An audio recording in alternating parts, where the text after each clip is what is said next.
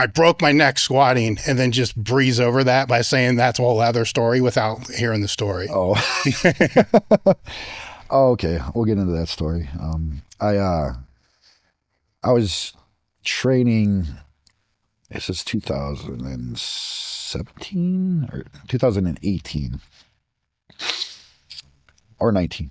Yeah, I'm 19. I threw three big blues on a straight bar, and I got up to like 5 or 6 plates on there, and I stood up with it, and I felt something in my neck just snap and crack, and my whole body just shut down, and it was excruciating pain.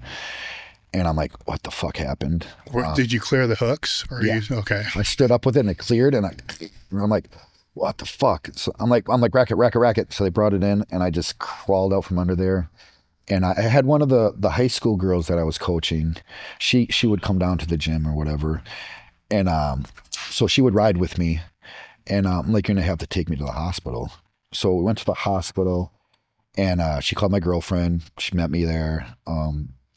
So they put me in the scan or whatever, and they come back. He's like, see right here. He's like, it looked like you fractured it a long time ago, but now it just snapped in half. My C7 snapped in half. And he's like, if you would have like 1/8 of an inch any further, he's like, you'd be paralyzed for the rest of your life. He's like, so you might want to quit what you're doing. And obviously I didn't quit. Yeah. I kept trying to do it. So I tried to do a single ply meet because I was like, well, I can't load my back that fucking heavy anymore. Mm-hmm. So I was training in single ply, and well, what was the recovery like just from that day to getting back to actually squatting? About 2 months. Okay. And what did you do during that time? Just built up my traps so I could put more, like, build a bigger shelf. So I did that. It still hurt, but every day. So now that's the reason I can't squat anymore, because anytime I put a bar on my back, it's constant migraines. They and there's no way to stop it. I'll wake up in the morning crying. It hurts so fucking bad, but I just kept doing it because I just wanted to squat, you know. But it just came to a point. It was like, I can't keep doing this anymore. And I learned that like a year and a half ago when I had Connor he was going to help me or whatever. And I kept trying to get back under the bar, and like my body would be shaking, and I was like, maybe it's just time for me to hang it up. You know, like, what can I do? Fuse it? You know, I don't want to fuse it. Yeah. You know, so, yeah, that's when I ended my squatting there. All right. Unfortunately. You talked earlier about seeing a therapist now, where what's interesting to me is a lot of people will talk about that, you know, but the person has to be in a place to where they're willing to have that conversation with somebody. Yeah. Right. Because with your story, there's a lot of shit to catch up on. Yeah. You know, before somebody can, you know, begin to, or you need to trust them to even begin to say it. That's a big thing, because I've had probably throughout my life, like 15 to 20 therapists, and I've only found one that I trust, and that's the one I'm with now. Yes. So with the ones that you didn't trust, right? What was processing through your brain when you sat down? I'm asking this for a reason, because a lot of people have gone through this. They'll sit down with somebody and be like, well, fuck this, you know, and I assume that's kind of what's going through your brain. Yeah. Is they're like, well, how are you feeling today? And you're like, yeah, I'm like, fucking you, you know, what's going through your head on the ones that didn't work?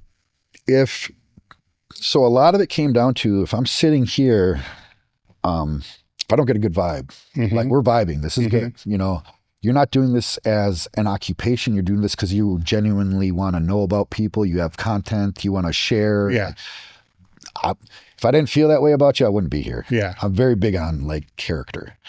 So if I sit down with somebody and I feel like this is your occupation and you're doing this just for a paycheck, I'm going to get up and leave. You got to care about me as much as I care about myself in this situation for me to even be here. You know what I'm saying? If you're my therapist, I need you to care about me and my well-being. If I don't feel that you feel that way about me, I don't want to be here. If it's more of a paycheck than it is anything else for you, I don't want to be involved in this situation. I get it. You're getting paid for this, but I want to feel good about giving you my money. So what clicked with the person that you're with now? I don't honestly know it. The vibe. Like she genuinely cared. Like she checks up on me. Like when we were driving out here, I got a text message from her. She's like, "Hey, just checking in to see if you're doing okay. Don't ghost me." Because I never hit her. Like she'll be like, "Hey, how are you doing today?" And I just won't text her back because if I'm in a mood, I'm just like, oh. She's like, "Don't ghost me. I just want to check in to see if you're alive. So please tell me if you're doing okay or not." So I hit her back, "Yeah, I'm alive." She's like, "All right, cool. You ghosted and get me today." I'm like, "All right, thanks." You know, and she doesn't have to do that. Like she didn't get paid to text me, you know. And I have her personal line. I don't like, she has obviously a business line, a personal line. So I know she cares. How did it start? When my brother died in 2013, that's when I hit her up. Like I went through a program through the state.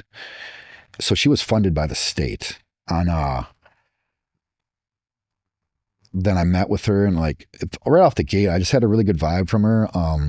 She's from the city, so she's got a different background, like a very similar background to me though too. And so it's like, and a lot of therapists don't have like the same background, you know, so that helped. But I just got a really good vibe from her, like a genuine, like she had like a genuine heart. You know what I'm saying? And I'm big on that. Like I can pretty much vet a lot of people out, like just by like sitting with you for like 2 minutes, like, I don't want to fuck with this dude, you know? So that's what brought me into her. And then, after a while, like the funding ran out and she would check up on me even after all the funding. And, I changed numbers through the years and this and that. And like, this is what, 2000, so 12 years ago, you know? And then recently, like 2 years ago, I reached back out to her. Like I wasn't like I felt like I was okay after that. But 2 years ago I had, 2 of my homies got murdered.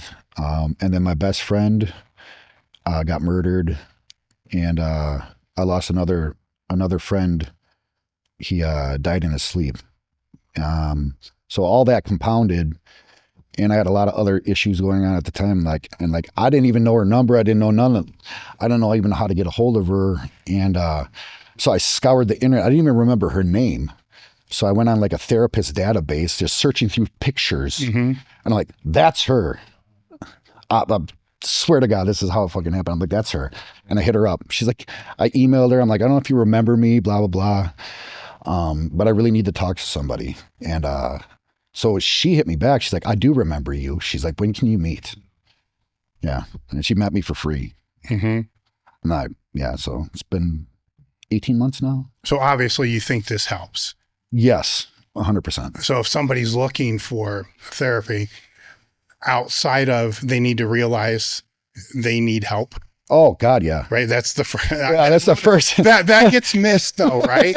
In a lot of mental health conversations, that one piece gets missed all the fucking time. For sure. You know, so I mean that's a major thing. What suggestions would you have for them?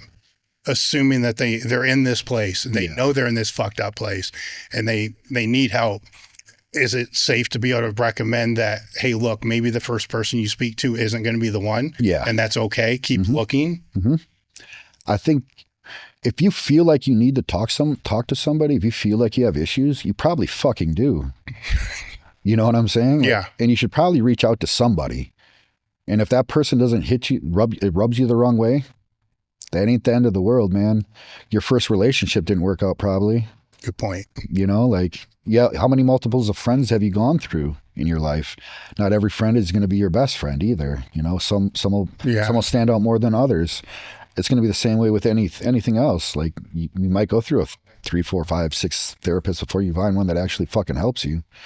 I was lucky enough to find someone that I could actually talk to and felt safe talking to, that I could share the deepest, darkest bullshit in my head that I don't want to share with other people because I'm a fucked up individual. Yeah. You know, like I can tell her these thoughts that I'm having, and she'd be like, well, that's not good that you're having these. You should probably think of it this way, and help me work through it. You know? Now you've been off hard drugs for almost 20 years, right? Yeah. What advice would you have for people that are going down that road? just take it one day at a time. Honestly, it's just, I literally have to make the conscious decision not to use drugs not every day. Now in the beginning it was every day. Yeah. Now it's just, I don't even think about it. And when it's presented, because obviously we're in a world where it's fucking everywhere, I just don't do it. I can be around people snorting cocaine and I don't do it. I don't even want to do it. Like, it doesn't excite me at all. You know, sometimes like when I'm sitting around, like if I'm like real depressed or whatever, like, would it be fucking awesome to just go get a bag and hit the strip club and do what you do? Yeah, probably would. But the next day is going to be fucking horrible.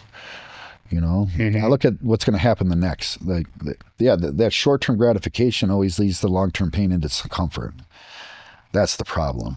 You know, like, it'd be good here, but what's over here? I don't want to deal with this. That's the shitty part. I don't want to deal with the shitty part of it. Were there any topics you wanted to go over I didn't bring up? Not that I can think of, no.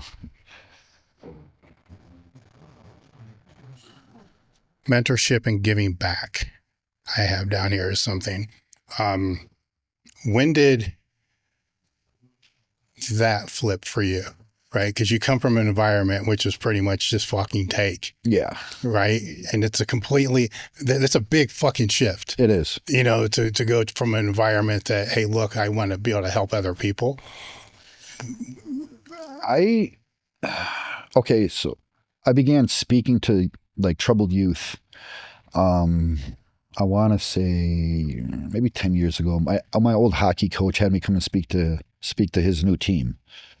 And so I did that. Obviously I spoke to the high school kids, and there's certain kids that the other coaches would put me with, like, oh, he's having trouble at home, he's getting into the gangs, getting into this. So I'd pull him to the side and talk to him, shit like that. Recently, with seeing my therapist, she is involved with troubled youth. And so she would have me come in and talk to their groups that they're having and share my experience. And she would pull certain kids out of there and have them talk to me, and I would talk to them. You know what I'm saying? Mm-hmm. Like, and we would go through like what they're doing in their life that got them to that point, and what I've done that helped me get through the same aspects that they're going through. How do you approach that differently than the people that probably tried to help you when you were their age? I relate to them. And the people that were trying to help you didn't? No. Okay. So how do you do that? There was one person that actually did relate to me when I was in St. Emilian's Lakeside, the group home. His name was Juan Lopez, but he was from the street that came up out of that shit. And so I could relate to him. You know what I'm saying?